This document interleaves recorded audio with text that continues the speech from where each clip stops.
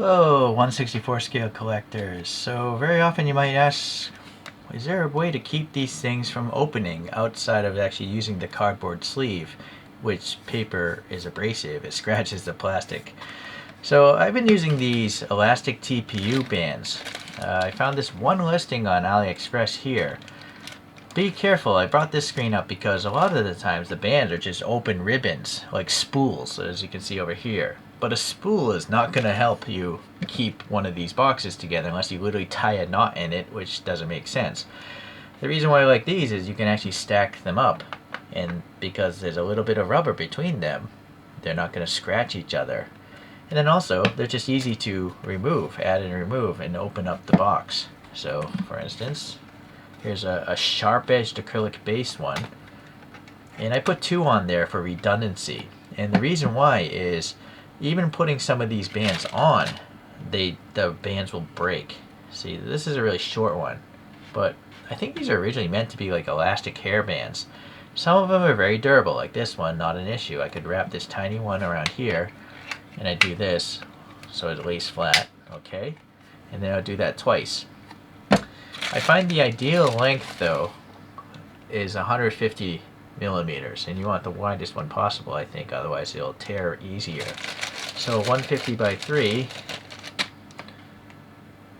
Let's just see. You know, I've never measured this. Let's see if it's 75 halfway. Yeah, it's roughly 75. It's actually more like 78.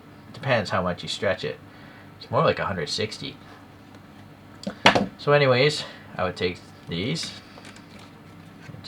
Here's a standard type of case for a Power 64, and I do that 2 times. If you don't use bands and you stack your stuff up, I recommend you put some tape over the screws. I've scratched some of the tops of these because the screw on the next one would scratch it, so that's a little tip for you. So the issue with these things is you can see these have never even been used, and look how yellow they are. This room I do these videos in has no sunlight. There's a curtain, and I've never opened the curtain because I don't want UV messing up my models. And also I just have to run the air conditioner if it's hot in here. So these TPU thermoplastic urethane, I guess that's what that might mean, I don't know. They're not going to last very long. They just yellow even with no exposure to sunlight.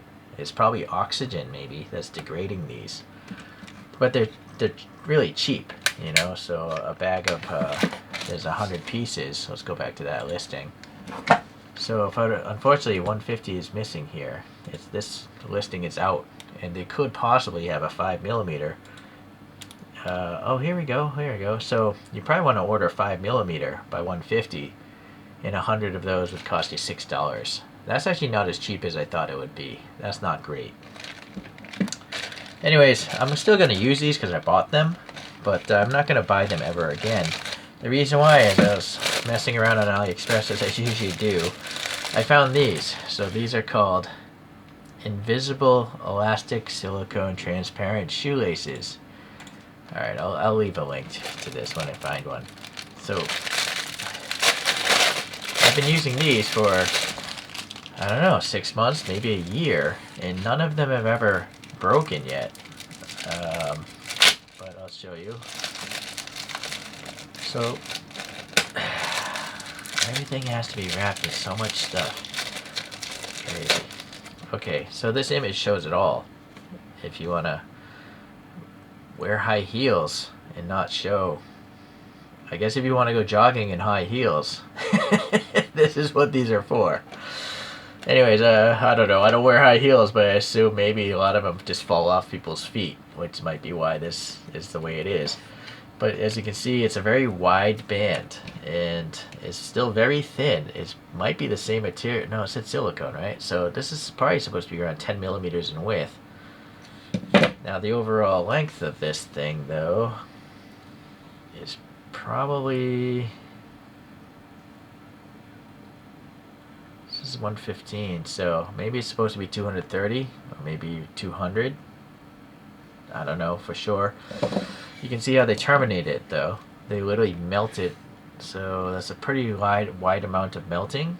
And so I've never had this break at this point, but I'm going to ruin one just to see what happens. No, I don't know. I guess it can happen, but you gotta realize if this is meant for someone to walk with, this must be designed to resist a lot of force, much more force than the tension to go around one of these boxes. Now, because it's this long, you can't obviously do this. It's just that just doesn't work unless possibly you have an off-size case. Yeah, in this case I could do it. Yeah, that's fine. Okay. But anyhow, what I usually do is I do it lengthwise.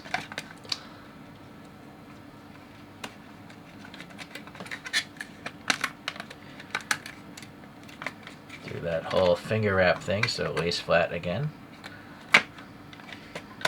Right? So I need one band because it's so wide. It can't slide off. It's silicone against plastic.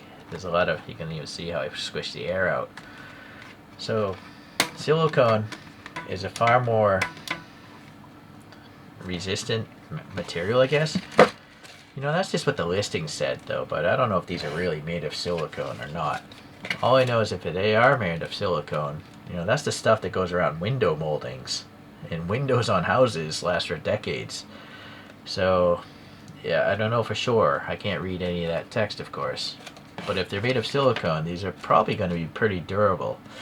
But also, silicone does yellow eventually as well. I know this because when I go snorkeling, my diving masks, the silicone has turned yellow over time. But anyways, for me, it's just a lot easier to put one band on than two bands. And because this is so wide, I don't think it's gonna break. It's designed to walk with. This is only designed to keep your hair in a ponytail. Okay, well, anyways, you can try it out. Both products, I guess, are cheap enough if you love your collection enough. That's just what I'm using right now. I don't know if they're gonna all break next year.